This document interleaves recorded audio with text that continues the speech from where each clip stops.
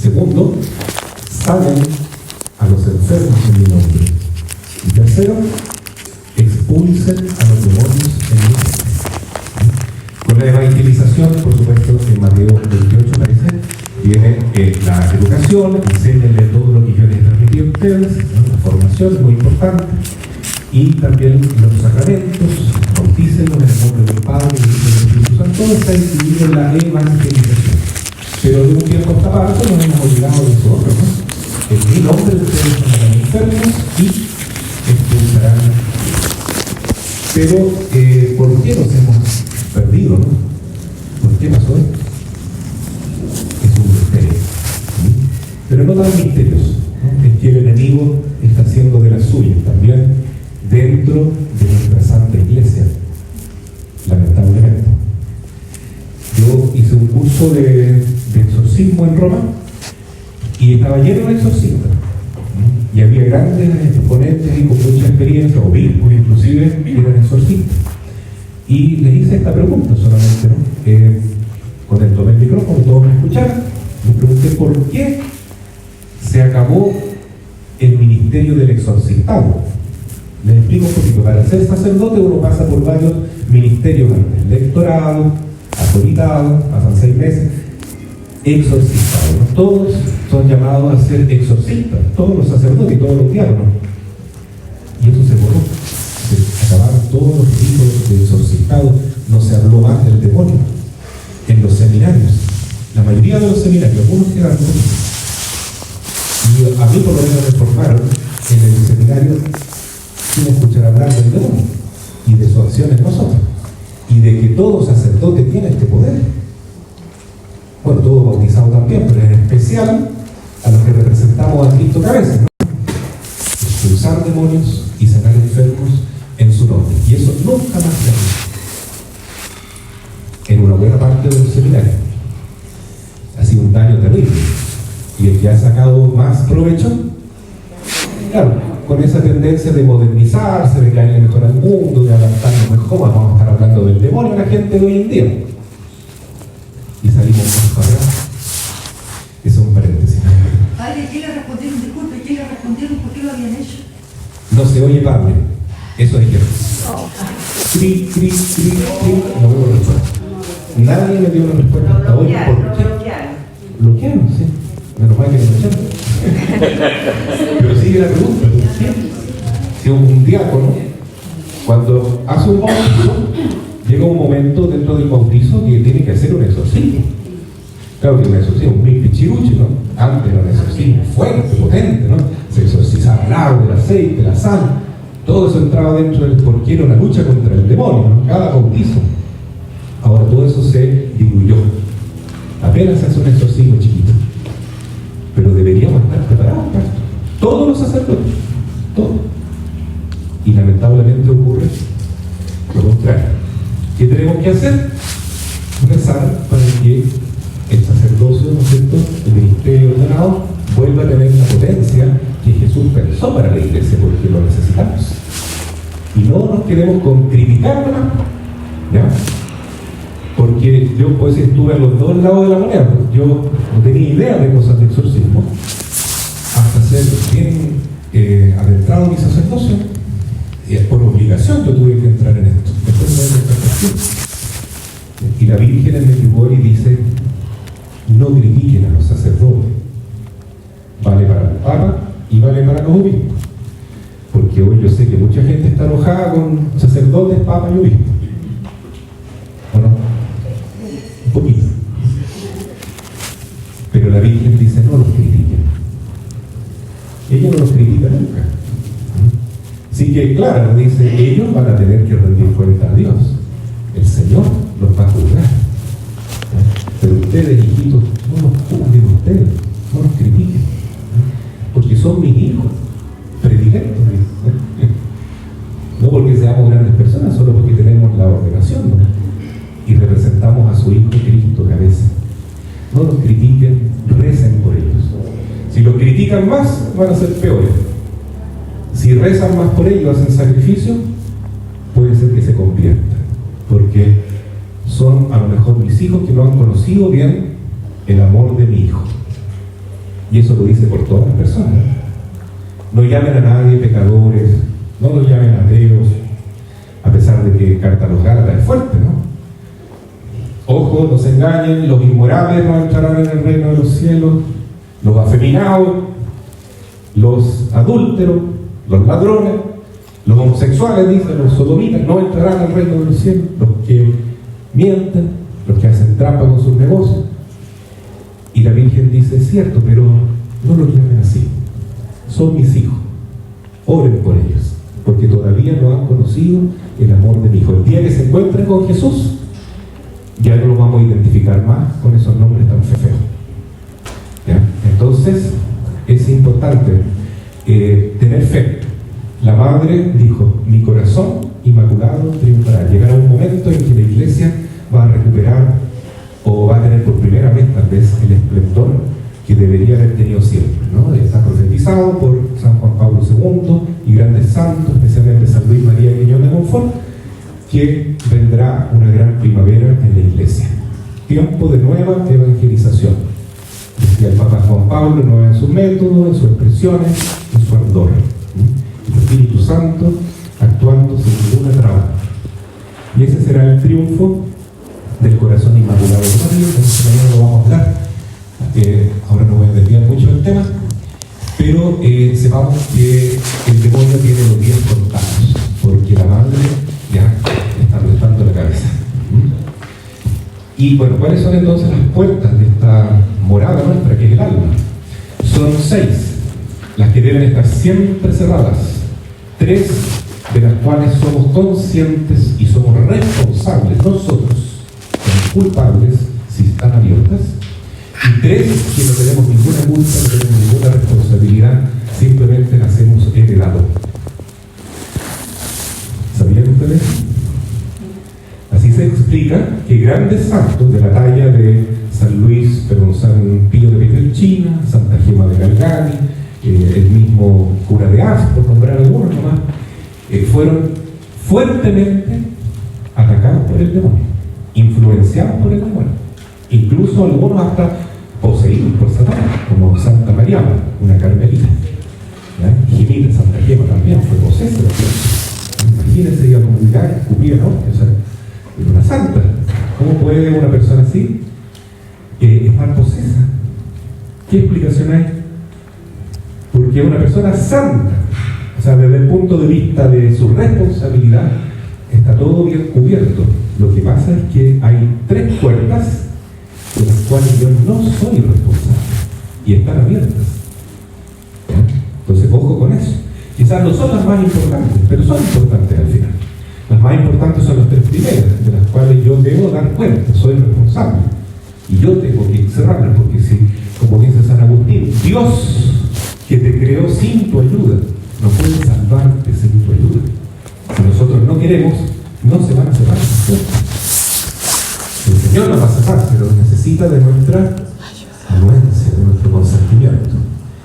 Entonces, digamos rápidamente, la primera puerta es el pecado.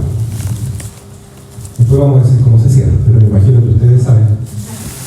La segunda puerta es el rencor, el resentimiento, terrible, ¿no? Como una polilla que oraba la muralla de la casa y que era grandes brechas.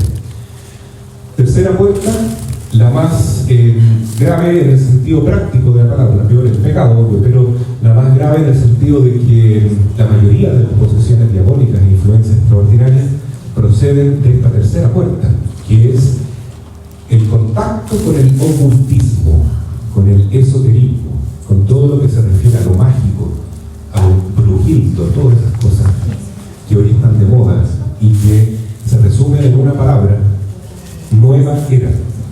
Nueva era, ¿ya? Que es la forma como el gnosticismo de todos los siglos, ¿no? Desde el principio existe el gnosticismo, ya desde que Dios dijo no coman de ese fruto, prohibido. ¿Cómo se llamaba? El árbol del conocimiento. ¿Qué significa eso? Gnosis? Conocimiento. Conocimiento del bien y el mal, ¿ya? Eso que dicen los chinos, ¿no es cierto? El yin y el yang. Todo es bueno y el malo al mismo tiempo. Lo que es malo puede ser bueno, lo que es bueno puede ser malo. todo relativo. Esa sabiduría es satánica. Satánica, ¿no? Así atrayente a la vida y con ganas de comer, porque resuena esa invitación del demonio: seréis como dioses. ¿Ya? ¿Y Dios quiere que seamos como dioses? Claro que sí, pues. Pero en la divina voluntad, en la gracia de Dios, no al modo del otro. Claro, somos hijos de Dios, participamos de la naturaleza divina.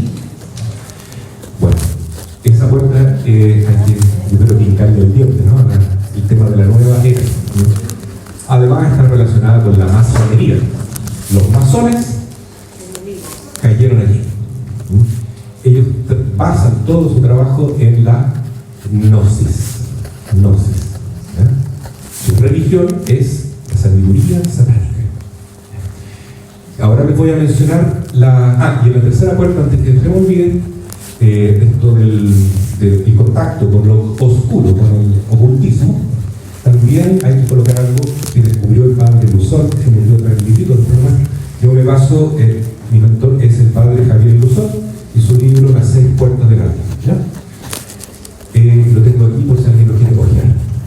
Bueno, también el padre ha descubierto últimamente que el contacto con las personas tóxicas también es un contacto con el ocultismo.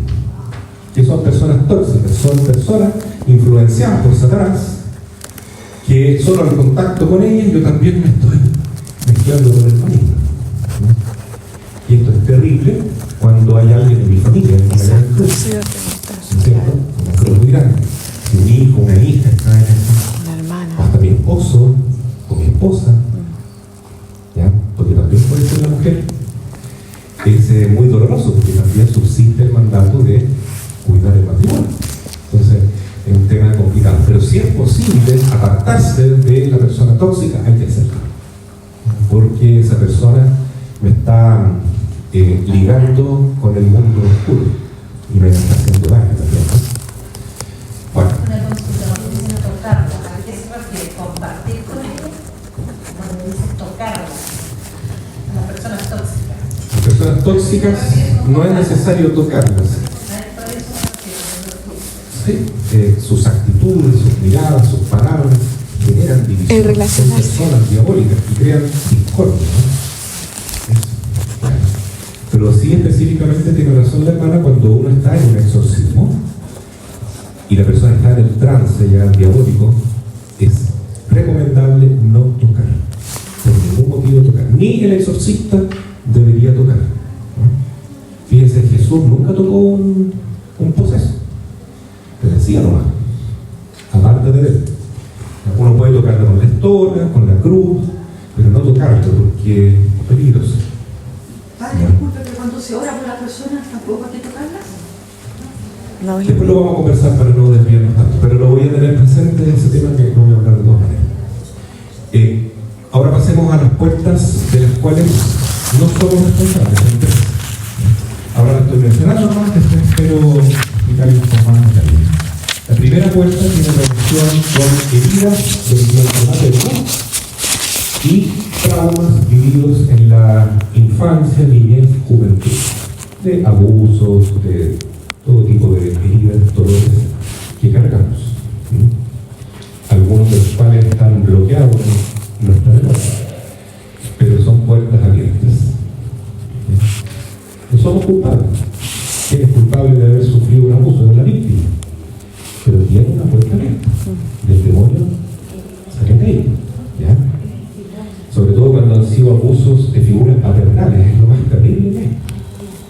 Porque se quiebra la imagen, el reflejo del Padre Dios. Si hay heridas en el vientre materno o traumas de niñez, ¿cómo mantener cerrada esa puerta?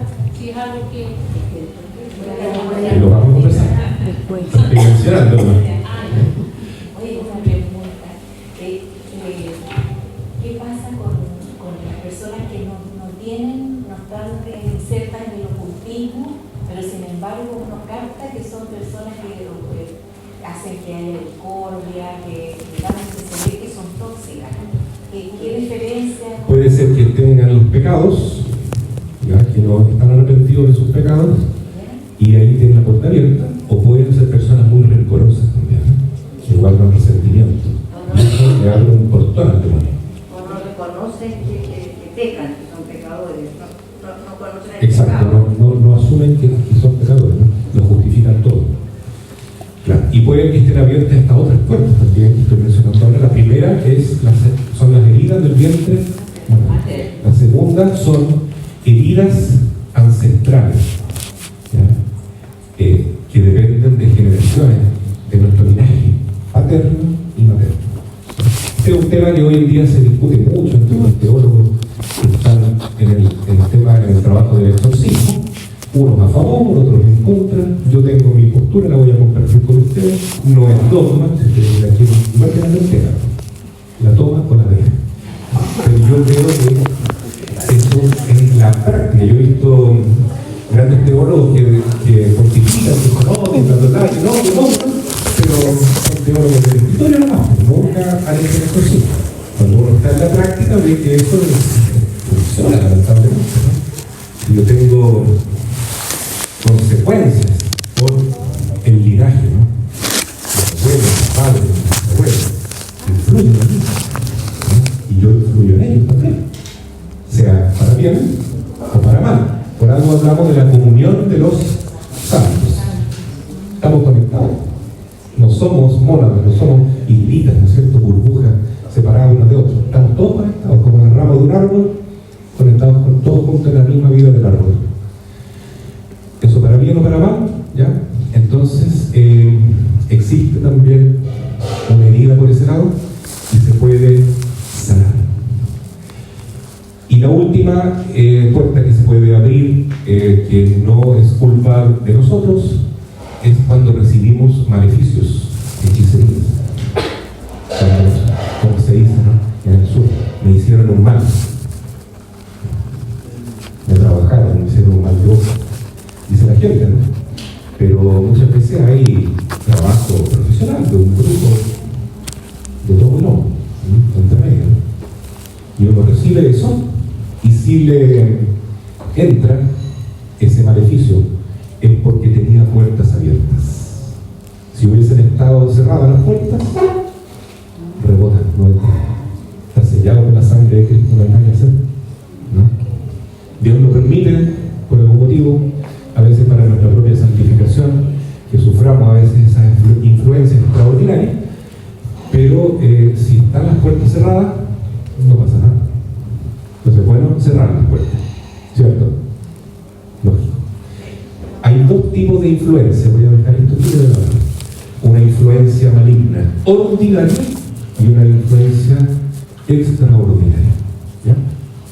Hermano, ¿te la pregunta? Sí, esa herida de recibir los beneficios, quiero salir de una duda. Estamos mencionando recién. Sí, pero por ejemplo, los beneficios, porque si, por ejemplo, en un libro personal, me lo voy a plantear así. Si yo estoy en oración, asisto a misa y hago mi rosario, y yo tengo esa puerta, no sé, ¿me escuchaban o no? Ya. Si yo me mantengo en oración, asistiendo a la Eucaristía, rezando el Santo Rosario, leyendo la Biblia, no es tan fácil que me llegue ese maleficio, ¿cierto? Por lo tanto, yo por lo que entiendo, este tipo de maleficio, si yo me descuido, sería como compartido, ¿o no? ¿Cómo compartido? Porque yo tengo la puerta abierta al no estar en oración, ¿o no? Un descuido. Como que me descuido. dejo. Si entra el maleficio es porque alguna de las puertas está abierta. Puede ser que usted esté guardando rencor y no se dé cuenta. Puede ser que haya tenido las heridas del vientre materno y no tenga idea. Yo le conté en el desayuno de la mañana, disculpe que repito un cuento, pero ayer hermano Daniel trajo un joven acá que necesitaba un exorcismo. estaba poseso, pero tenía una influencia de tipo obsesiva, una opresión. Y él me contó un montón de cosas que le pasaban y que ya es verdad. Claramente tiene. Yo le dije, tú sufriste en el vientre materno, porque las personas que sufren influencia extraordinaria del demonio, esto es por estadística, los exorcistas hemos visto eso, el 100% han tenido una herida en el vientre materno. Y el joven quedó así, pero ¿cómo? Ahí lo dejé un ratito solo, y llamó por teléfono a su mamá, y la mamá le contó horrores, lo que sufrió ella cuando lo estaba esperando. Tal cual. Entonces, fíjese, puede ser por eso. Aunque usted sea una santa que va a misa todos los días, que adora todo el día, pero ¿y si tiene esa puerta abierta? El demonio tiene su puerta trasera para entrar. Ahora, la influencia extraordinaria del demonio no es tan grave, es más extraordinaria, es más molesta, todo lo que quiera, pero no es tan grave como la influencia ordinaria. Ahora lo explico. ¿Cuál es la influencia ordinaria? Que la sufrimos todos. Ya ni siquiera nuestro Señor Jesucristo se libró. La tentación. El demonio es el tentador. Nos quiere engañar, nos quiere obstaculizar el camino, nos quiere poner trampas, nos quiere robar la gracia de Dios, matar la vida de Dios a nosotros, nos quiere destruir, aunque se presente como ángel de luz. Y esa es una acción ordinaria, ¿no? Vigilar y orar, dice el Señor, para no caer en tentación. Y también lo repite después San Pedro, porque el demonio anda como león rugiendo, buscando a quien devorar, ¿no? Es así, siempre pendiente de nosotros. Si le dejamos una puertecita abierta, él primeramente quiere hacernos caer en el pecado, porque el pecado es lo primero que él busca, ¿no? Es en el fondo estar poseídos por espíritus malignos, pero con nuestro consentimiento. Él se apodera de nuestro espíritu, entonces de nuestra parte más íntima. Cada vez que pecamos, expulsamos al Espíritu Santo y le dejamos abierta la puerta al maligno para que entre en mí. O sea, yo peco de lujuria, por ejemplo, un pecado capital. ¿Usted cree que eso va a ser pura lujuria? ¿Puras hormonas que se van a desbocar? Van a entrar espíritus de lujuria también. Asmodeo, espíritus malignos que le llaman incubos, súcubos, son unos parásitos que están hechos para eso, para destruirnos por el lado de la lujuria. Espíritus de ira, espíritus de todos los pecados capitales, ¿no? Recordemos cuáles son: soberbia, avaricia, lujuria, ya lo expliqué, la envidia, pereza, ira, gula, están los 7. Y cada uno de esos pecados significan espíritus malignos que se alojan dentro de mí, parásitos horribles, que dañan mi humanidad. Esos pecados, ¿no es cierto? Pero a la vez están esos espíritus malignos poniéndole más leña al fuego para que sigamos pecando. Así que esos serían las 6 puertas. Y quiero contarles brevemente cómo llegué a esto yo. ¿Ya? El Señor me trajo aquí a ser el sacerdote exorcista. ¿Ya? En primer lugar, yo viví una experiencia de digamos, influencia diabólica muy fuerte, pero ahora con el tiempo me di cuenta, ¿no? Cuando tenía 11, 12, 13 años, más o menos, ¿no? Fue mi propia mamá la que me llevó eso, ¿no? Yo la quiero mucho a mi mamá, pero hay tanta ignorancia con respecto a eso, ¿no? Entonces, a ella le gustaban los libros de Lobsang Rampa, que eran unas cuestiones de nueva era, ¿no? De la religión oriental. Que el tema de la reencarnación, que ella habla de los chakras, ¿no es cierto? Que uno puede mover cosas a distancia, que puede salir con su alma y pasear con el cuerpo, con el alma, quiero decir, y un montón de cosas que llaman la atención, leer del pensamiento de las personas. Y yo de todos esos libros los devoraba con esa edad. Yo quiero hacer esto, este es el sentido de mi vida. Yo quería hacer un truco. Claro. Chiquitito, ese se transformó en el sentido de mi vida. Y bueno, por algo Dios lo permitió, pero caí en una profunda depresión. La depresión, pero tan grande, que lo único que pensaba es que quería morirme. ¿Ya? Bueno, yo creo que más de uno de ustedes ha tenido depresión, ¿cierto? Sí. Algunas depresiones son orgánicas, puede ser, pero muchas son influencias del maligno, porque cuando uno tiene algún tipo de depresión, que son de esas, hermano, es el infierno que ya está dentro de mi alma. O sea, es sentir lo que viven las almas condenadas. Una preguntación del infierno. Eso es la depresión. Porque yo le abrí la puerta al demonio, porque yo quería ser brujo. Así que llevé eso en aquella época, años 80, por ahí. No se hablaba tanto de ir al psicólogo, ¿no? Se me decía que necesitaba el psicólogo, era porque estaba muy loco, ¿no? Hoy en día los psicólogos los necesitamos para todo. Pero la llevé solo más de un año con la depresión, y finalmente dije, ya, no tengo escapatoria, voy a hablar con Dios. Estaba, me acuerdo, en mi casa, sé exactamente el lugar, y le dije, Señor, o Dios, le dije, mi vida es un desastre, por favor, toma el timón de mi barco porque me voy a la deriva, estoy a punto de hundirme. Esa fue más o menos la oración que hice, ¿no? Estamos hablando de 13, 14 años, pero estaba desesperado. Y ustedes no van a creer, pero en ese mismo momento se acabó la depresión. Y nunca más, el Señor sana. Es una experiencia vivida, ¿no? Entonces, si Dios permitió eso, es porque así puedo entender a las personas que pasan por eso.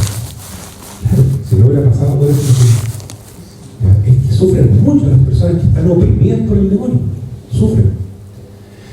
Así es que esa fue una primera experiencia, y lo que me salvó fue acercarme a una iglesia donde se rezaba mucho el rosario. Entonces el rosario me salvó. Ahora, a propósito, la Virgen cuando se aparece en Fátima dice: a este mundo enfermo le queda solo un remedio, el Santo Rosario. Palabras de Nuestra Señora en Fátima en 1917. ¿Ya? Bueno, ahora la Virgen Medjugorje dice también está. Es que el Rosario nos lleva a todo lo otro también, que nos puede mantener en estado de gracia. Medjugorje, la Virgen nos habla de las 5 piedritas, ¿no? La Santa Misa, el Santo Rosario, que lo rezamos como el día de la mañana, ojalá, con el corazón, ¿cierto? La confesión, la Sagrada Escritura y el ayuno, que a algunos nos cuesta esto, ¿no? Y más encima el miércoles y viernes, a pan y agua, oración y ayuno. Y si uno vive esas 5 espiritualidades, entonces muy bien, ¿cierto? Ya. Voy a dar un salto grande. Imagínense, pasaron varios años, soy sacerdote, 30 y tantos años, vivo en Santa María, Brasil, en un lugar bastante pobre, al lado de una favela, y estamos ahí visitando a la gente, rezamos el rosario en las casas, con la Virgen Peregrina, ese es nuestro trabajo, formar grupos con jóvenes, con niños, con señoras. Y entonces un día toca la puerta un señor y dice: por favor, sáquenos este maleficio que tenemos. ¿De qué está hablando? No, que tenemos un maleficio y nos podemos morir. ¿Ya? Es que estamos rodeados de brujos, ¿ya? Rodeados. Allá en Brasil, pero se practica abiertamente la brujería, mezcla de brujería espiritista, de África, de Europa, de todos lados. Bueno, hoy nosotros no les hemos hecho nada a ustedes. No, si sabemos que no nos hicieron nada, pero nosotros a ustedes les lanzamos unas brujerías para que se murieran. Y se lo contamos porque el efecto que queríamos ver en ustedes rebotó en nosotros. ¿Qué podemos hacer? No tenemos idea. ¿Cómo los podemos ayudar? Y es que la verdad es que no estábamos formados ahí, donde no estábamos en este momento, para responder este tipo de situaciones. Lo único que hicimos fue regalarle un libro al brujo. No le sirvió nada, pasaron una semana, se le infló el estómago y explotó. Así murió. ¿Sí? Y el demonio es terrible porque si Él cobra. hace su trabajo, su hechicería, y no te resulta, Eso lo cobra. el demonio lo castiga con la muerte. Sí. Entonces, por eso ellos son tan empeñados, porque resulta su trabajo. No solamente porque quieren ganar plata, Si no saben que si no les resulta la brujería, ellos la pagan. Padre, ¿puedo hacer una consulta? Si uno sabe que una persona X ha estado, ha sido, digamos, habrán hecho hechicerías, brujerías y cosas así, uno, laico, que esté en gracia y todo, ¿puede hacer oración de liberación por esa persona o tiene que hacerlo un sacerdote solamente y todo eso? El poder exorcista está en los apóstoles de Cristo, que son los obispos. Fue a los apóstoles a quienes Jesús les dijo: vayan al mundo entero a evangelizar, expulsan demonios en mi nombre, sanen enfermos en mi nombre. Y los obispos, que tienen ese poder pleno del sacerdocio, pueden delegar la capacidad del exorcismo como representación de la Iglesia, con todo el poder apostólico, a un sacerdote o a dos o tres en particular, en cada diócesis, ¿ya? Y también a un diácono eventualmente. Pero son tan pocos los sacerdotes que vivimos esta pastoral de liberación, ¿no? Tan poquitos, ¿no? Entonces Dios ha permitido que también estén los grupos de oración, de liberación, especialmente en la renovación, para poder ayudar, y ahí el Señor va haciendo su obra también, ¿ya? Pero lo ideal es que este poder venga desde la cabeza, ¿no? ¿Sí? También Jesús envía a los 72 discípulos, ¿no? Con el mandato de expulsar demonios y liberar, ¿no es cierto?, a los enfermos, y ahí entre medio estaban los laicos, así que también puede pensarse eso, ¿no? Pero ya que me pregunta, el tema de la imposición de manos, ¿ya? Alguien preguntó aquí también, ¿ya? Es un tema delicado, ¿ya? Porque lo ideal, como digo, es hacerlo en el nombre de la Iglesia. Y el que tiene el poder para hacer eso es el obispo y el sacerdote al cual él delega eso. Estoy hablando de un exorcismo mayor, ¿ya? Porque todo sacerdote no necesita permiso especial para imponer las manos y para hacer oraciones de sanación y liberación menores. Pero cuando se trata de un exorcismo mayor o un proceso, sí tiene que tener ese permiso especial del obispo, ¿ya?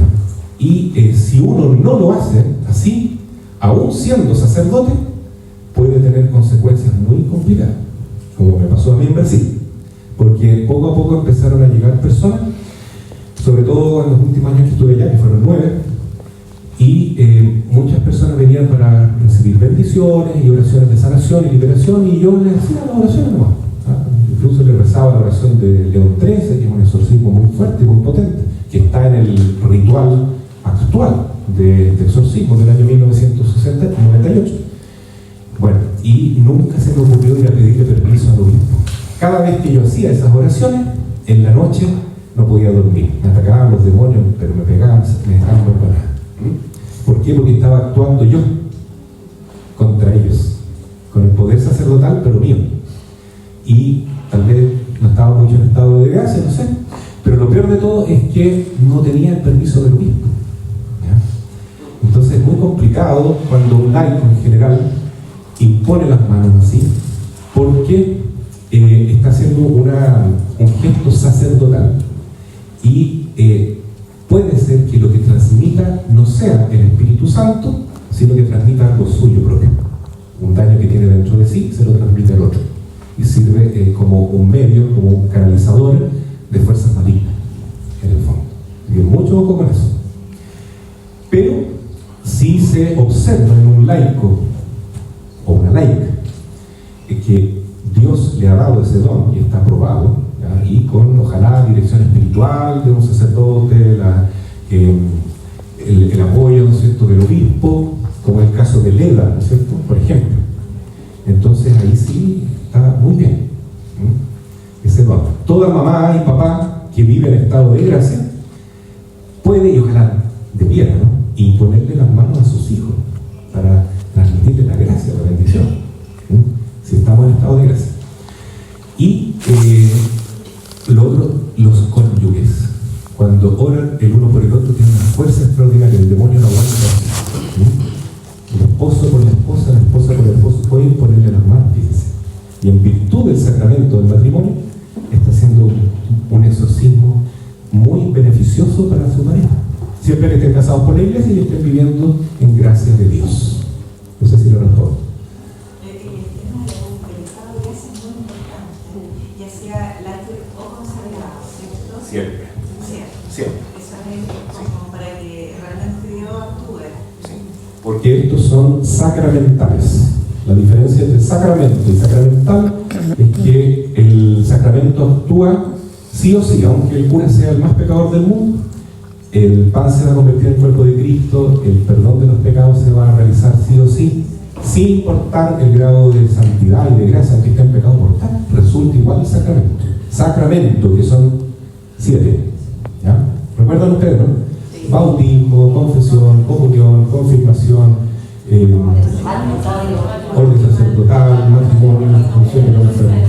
Eso, sí o sí, esté en gracia de Dios o esté en pecado mortal, el sacerdote funciona igual.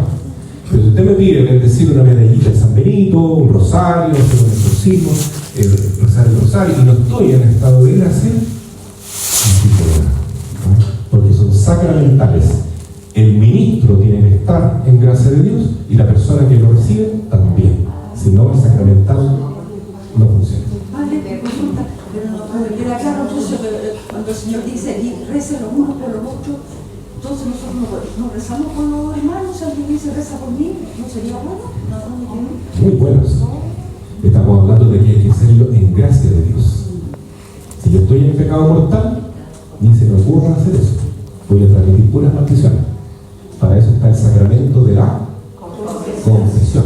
Que usted lo necesita y yo lo necesito más todavía. Padre, le paso una consulta al mayor.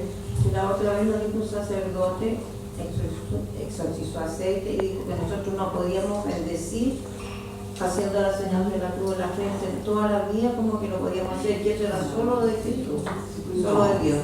Ninguna cosa más extraña, si toda la vida los hijos nos bendicen, nos decimos, pueden hacer la cruz. Sí, como les digo, hay mucho desconocimiento también en nosotros, los sacerdotes, y yo les pido a ustedes comprensión, paciencia, porque yo cuando empecé con esto no tenía idea de nada, tuve que aprender a golpe y porrazo, tuve que mandar a Roma, estudiar recién, y no estamos preparados para eso. Por eso muchas veces las respuestas no corresponden, ¿no? El sentido común tiene que actuar ahí. Sentido maternal. Lógico, como una mamá no va a poder decir a su hijo, a su nieto, evidente, Dios le da esa lección. Padre, disculpa, por último, pero si yo puedo rezar con las personas, estoy en estado de gracia, pero le pongo las manos o no le pongo las manos, porque también transfiero cosas que fueran mías. Como le digo, eso, si un laico dentro de un grupo de oración siente ese llamado a ese don, vamos viendo los frutos. Y con el encargado del grupo, ¿cierto? Se va haciendo una guía espiritual y discernimiento. Es importante el discernimiento. Y ver qué fruto va produciendo eso. No todas las personas es conveniente que impongan las manos. ¿Ya? Pero yo creo que los grupos de oración hacen un bien enorme. Toda vez que hay muy pocos sacerdotes, como dije ya, que estamos dedicados a este trabajo, entonces, qué bueno que existen los grupos de oración. ¿Ya? Pero hay que hacerlo no de cualquier manera. Porque ahí también se puede meter el maligno.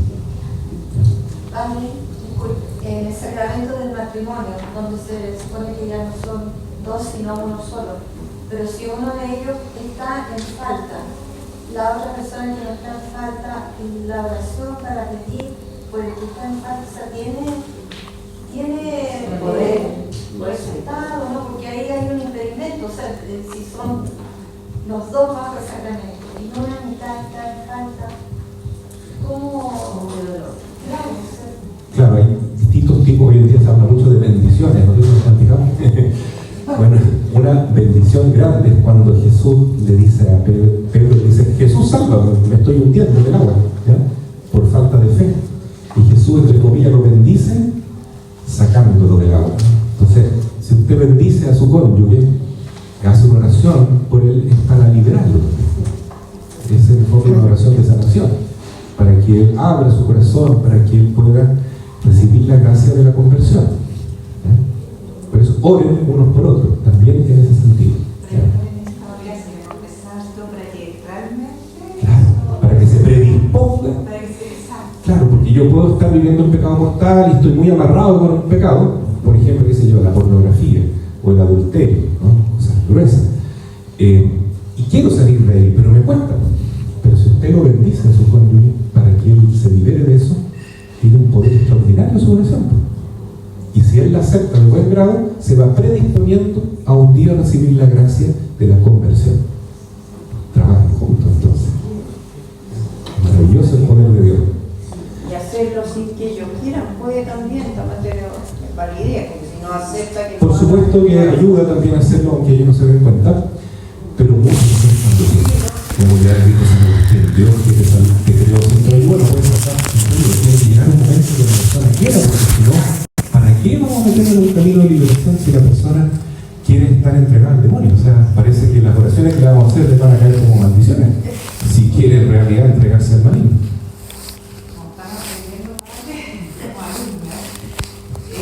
¿Cómo uno sabe si el sacerdote no es complicado en ese sentido? Porque me quedó claro que la consagración del año antiguo, el sacerdote tiene que ser más Dios pecador, que se va a considerar igual porque está en su mente. Pero ya en la otra condición, lo que ustedes están enseñando, tiene que estar en estado de gracia. Entonces, que cada vez que yo realmente sin conocer a alguien vaya y le una bendición, ¿cómo lo hago? No lo puedo saber, pero puedo orar por los sacerdotes. Por eso la Virgen nos pide tanto, recen por sus sacerdotes, para que vivan en estado de gracia. Tiene que confiar nomás. Señor, por favor, guíame donde un sacerdote esté en gracia de Dios, por favor, guíame. Y si no, muéstrame otro camino. Pero también depende de usted, porque si usted está en gracia de Dios y necesita el agua bendita, necesita que le bendiga su rosario, confíe nomás, pues, y vaya a pedir al sacerdote.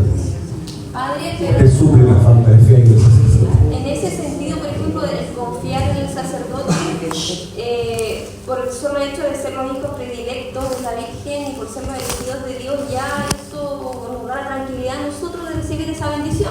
Claro, porque si alguien es sacerdote, está perseverando en su camino, aunque todos somos sacerdotes, somos muy pecadores, no, pero estamos luchando, entonces la Virgen le va a tomar en cuenta eso también, ¿no? Para que esa bendición vaya, ¿ya? Pero es posible de que un sacerdote lamentablemente no tenga fe en lo que está haciendo, ¿ya? En la tarde vamos a hablar de la adoración, pero a mí me tocó este año, en julio, visitar la iglesia del anciano allá en Italia. ¿Sí? Ese fue un milagro impresionante porque el sacerdote no creía en la consagración, no creía. Y él estuvo con ese martirio años y años celebrando la misa sin creer que iba a ser el cuerpo de Cristo, si un pan no. Entonces sigue siendo vino, punto. Pero tenía que hacer la misa igual. Hasta que un día el Señor en el año 700, ese cura, le dio este milagro, ¿no? Elevó la hostia y después de las palabras de la consagración, carne. Bueno, hizo la consagración del vino, no se veía como vino, después se veía como sangre. Hasta el día de hoy, desde el año 700 hasta hoy, es carne viva, sangre viva. La analizaron varias veces en el laboratorio. Yo lo vi, estudié con él. Entonces, aunque el sacerdote no crea, el sacramento ocurre. ¿Ya? Pero en el tema de los sacramentales es distinto, es importante la fe del sacerdote. Ahora, si el sacerdote no tiene fe, nunca le va a bendecir un rosario, nunca le va a bendecir, se va a correr. Lo más seguro es que si él accede a hacer el sacramental es porque tiene fe en eso y hay que confiar. Como dicen, a mí me tocó una vez, le digo al padre que bendígame la Biblia, me dice ya vienen benditas. Claro, lo cree, entonces se va a correr.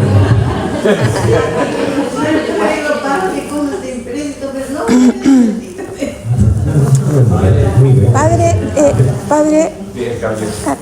Nosotros los diáconos, yo soy diácono permanente, normalmente nos piden ir a bendecir las familias, los hogares, porque sienten cosas extrañas, porque paran puro peleando. Nosotros como diáconos podemos hacer oraciones de exorcismo, o ¿qué tenemos que hacer en este caso? Igual que los sacerdotes, pueden hacer oraciones de exorcismo, de sanación y liberación, pero son sacramentales. ¿Pero hay un ritual para eso o espontáneas las palabras? Pueden ser espontáneas las palabras y también hay oraciones, por ejemplo el librito del Padre Simón,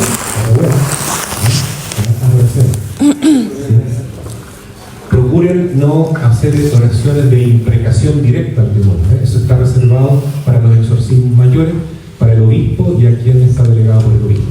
Ese se refiere a mandarle al demonio: yo te condeno, apártate, ¿no? Yo te exorcizo, ¿no? Hay otras oraciones que son intercesión: Señor, por favor, libera a esta hermana, ahí sí, todo lo que quiera.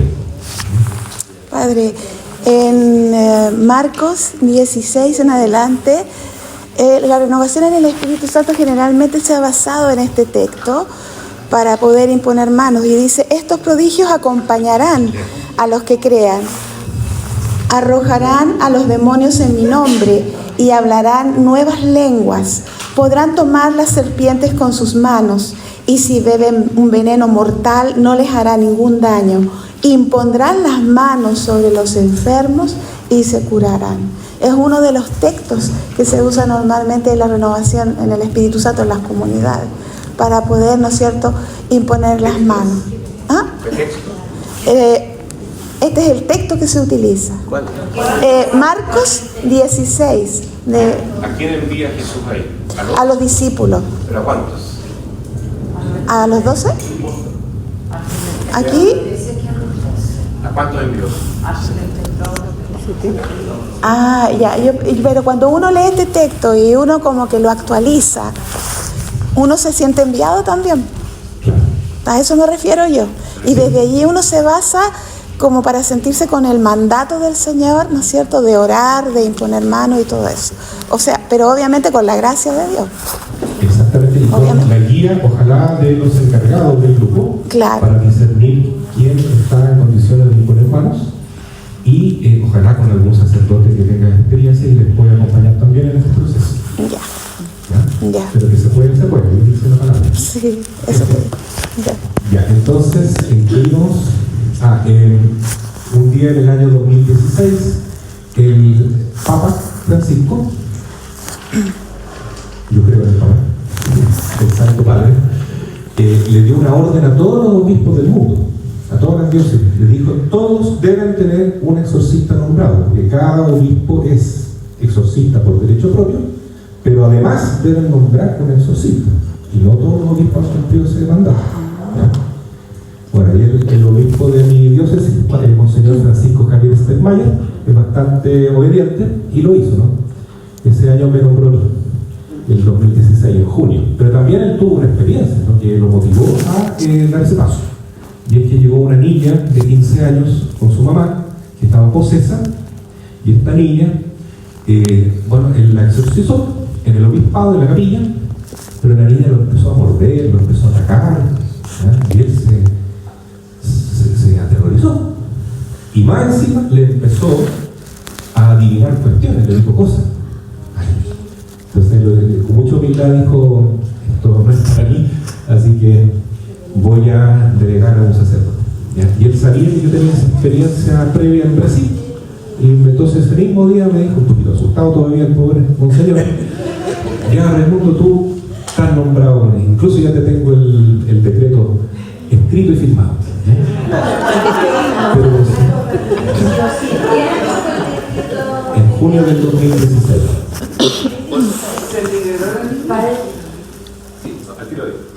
Una pregunta. Resulta que nosotros participamos en nuestra parroquia en un grupo de oración. Y de repente yo digo que el Señor muestra los ministerios y los muestra didácticamente. En una ocasión estábamos celebrando Pentecostés, estaba mi hermana Teresa, y resulta que mi señora llega, estaban en un costado, ellos estaban preparando una salita para hacer una convivencia después de la Eucaristía, Pentecostés, la fiesta de la principal. Sí. Entonces, yo estaba sentado, me gusta siempre ponerme al lado del Santísimo, y llega mi señora y me dice: oye, la secretaria pide que vayas a ver a una señora que está enferma. Entonces, yo llegué y vi a una mujer sentada con su pelo hasta acá, mirando a la pared. Su marido estaba adentro y se cerró la puerta y quedaron puros carismáticos adentro. Entonces, yo le digo, le toco el hombro y le pregunto: ¿qué pasa? Y ella mira, se hace el pelo a un lado y empieza bueno, a blasfemar y a decir cosas, y avanzaba como un perrito. Entonces yo miré y le dije, vayan a avisarle al sacerdote. Y el padre Juan, que vino ayer, el padre Juan estaba haciendo la Eucaristía, dijo, después de la Eucaristía voy. Y mientras nosotros ahí teníamos que asumir una condición que no es la nuestra, porque no somos sacerdotes, y ahí había una manifestación ya del demonio. Entonces, ¿qué es lo que hicimos? Llegó el padre, como dice usted, lo tocó con la estola, el marido arrodillado rezándole a la Virgen porque había una imagen de la Virgen, y la mujer se dio vuelta y bueno, cayó en el descanso. Y en ese descanso yo creo que era del demonio, porque se quedó adormecida, como no le hagan nada ni le digan nada. El padre oró y se la llevó el marido. En otra ocasión venían saliendo los jóvenes de arriba, y nosotros estábamos por el verano, puerta abierta, el grupo de oración, y una chica de 15 años cae y empieza con espasmo y gritando y blasfemando. Entonces salió la hermana Teresa y sacó los sacramentales, venía con agua exorcizada, con sal, y la chica saltaba. Llegó un joven que es acólito, que ahora está estudiando al sacerdote, y dijo, no, yo conozco estos casos.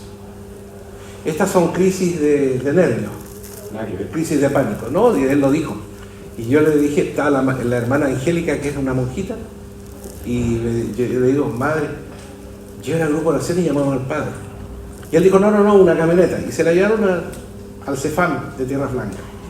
Cuando estaba en el CEFAM, el médico la atendió y le puso tranquilizante, porque seguía con los espasmos y blasfemando y hablando grosería. El cuento es que yo le había dicho a la madre que eso no era una crisis de pánico, sino que había que ayudarla con oración. Y la madre la llevaba así como bien maternal, porque me llamó mucha atención cuando dijo no hay que tocar a los posesos. La madre la llevaba en sus brazos. Y Dios la va a proteger a la madre. Sí, por eso yo sé que sí. Hace ya. Yo sé que sí. Y de repente llega allá, y cuando le ponen la anestesia, la madre vuelve a hacer sus labores a la parroquia y se acerca y le dice, tenías toda la razón. Yo le dije, ¿por qué?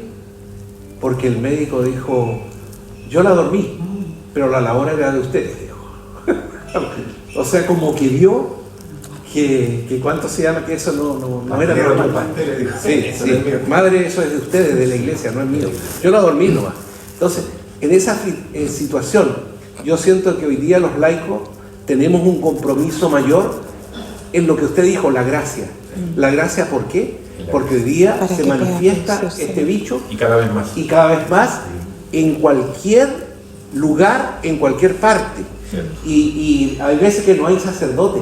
Y uno, ¿qué es lo que va a hacer? ¿Cómo va a actuar? Es algo extraordinario que yo no lo entiendo. Entonces cuando yo no lo entiendo me asusto. Pero la verdad es que tenemos que tener esta preparación. Yo creo que por eso estamos aquí. Gracias, hermano Ariel. Lo ideal sería que hubiese muchos sacerdotes exorcistas, ¿no? Para los tiempos que estamos viviendo. ¿Ya? A pedido del Papa Francisco, el pidió, no se cumplió. El otro día me llama el padre Luis Escobar y me dice, oye, estoy haciendo a nombre de la Asociación Internacional de Exorcistas, una investigación, una pesquisa. Me hizo las preguntas y me contó que en todo Chile hay 5 sacerdotes exorcistas. En todo Chile. Muy poco. Y con el grado de apostasía generalizada que se vive hoy, cada vez hay más personas que están influenciadas por el demonio. Por decir una cosa muy simple que se me viene a la mente ahora, cuando fue la revolución antisocial del año 2019, en octubre, ya había muchos jóvenes, especialmente niñas, vestidas de negro y de bruja, haciendo rituales satánicos para que esto resultara mal. ¿Ya? Y hubo muchos fenómenos preternaturales en esa revolución. Por ejemplo, un día llegó una persona a mi parroquia y llenó la mesa del comedor de sal. Exorcice, padre, por favor, es necesario. Ya, pues exorcice. ¿Y a dónde va esto? A Concepción, la pidieron los carabineros. Como a ellos le habían quitado las palos, las armas, no podían defenderse ni eran unas turbas endemoniadas que venían caminando. Entonces, el susto que tenían ellos, pidieron ayuda sobrenatural. Y ellos se dieron cuenta que cuando ponían así la sal cruzaban las calles, las turbas endemoniadas no podían cruzar la sal, se iban por otro lado, entonces ellos iban guiando así, con sal exorcizada. Impresionante. Entonces la fe no es lo mismo que están haciendo ahora los pobres militares en Ecuador, están muertos de miedo, porque tiene mucho poder el demonio con el narcotráfico. Pero padre, ¿esa es la están fe? pidiendo oración. ¿Es la fe cuando extienden la sal? ¿Es la fe o es el poder del sacramento? El poder del sacramental que funciona en base a la fe. ¿Quién lo utiliza? Ambas cosas Pero entonces. el nombre de Jesús está presente ahí porque el ministro invocó, ¿no es cierto?, el nombre de Cristo, el que salva, el nombre de Cristo, el que libera, que actúa a través de ese elemento. Hay un testimonio de una señora, carismática también en Santiago, que parece que en Radio María, y ella decía que ella se había acercado a la moneda y ahí llegaron muchas de estas jóvenes del pañuelo verde, la feminista, y dice de que en ese momento la mujer, la joven esta, la empezó a agredir de todas las formas. Pero se acordó del Espíritu Santo, que maravilloso, recordó la sal exorcizada. Entonces ella disimuladamente, porque ella también, si uno saca una bendita exorcizada, disimuladamente dejó caer sal exorcizada, y esta joven lo único que hizo fue abrazar a esta mujer y llorar. Después una hermanita de acá. Después que se acuerda le comento, ¿se acuerda? Y un día pasando porque ahí en la iglesia Lourdes era el foco. A veces estábamos en misa, las piedras cerraban las puertas, las piedras golpeaban se rompieron vidrio, también la capillita de oración también fue agredida. Un día iba por fuera de la calle y veo que ella Señor, rodearon la iglesia con sal. Que es tan importante ese sacramento. Sal gruesa tiene que ser. Sí, sal de mar. Para que quede así como esos granitos a mí. Y cuando ustedes también pueden pedir el agüita exorcizada al padre que la exorciza o al diácono y le mezclan unos granitos de sal al agua y luego asperjan su casa, ¿no? Por dentro, por fuera. Madre mía. Importante es tener los sacramentales, agua, sal, exorcizar. Aceite de oliva. Sí, sí. Sobre todo para salud. Sí. Entonces, por ejemplo, ¿podría usted hacer la bendición ahí que nosotros lleváramos los sacramentales? Está programado. Ah, ya.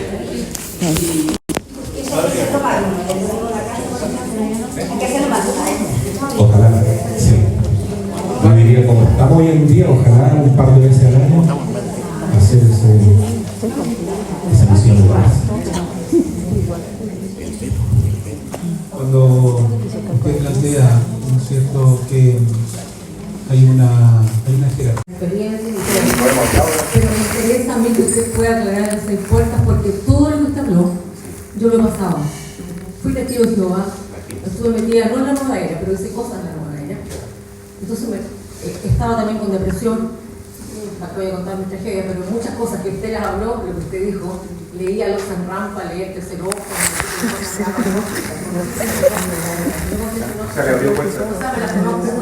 lamentablemente cuando volví sobre todo en mi vida, la matriz rosada, fue con la oración, con la capilla de oración que se abrió en La Serena, en 2014 con el padre Gilman. Entonces a mí me interesa que, independiente y quizás soy un poco corto para decir las cosas, pero aquí lo importante es que habla de las 6 puertas, porque lo demás está muy bien, pero lo que usted sabe, lo que usted nos puede comunicar a nosotros para poder aprender, y también pasar lo que dijo, es lo más importante. Vamos a hacerlo, pero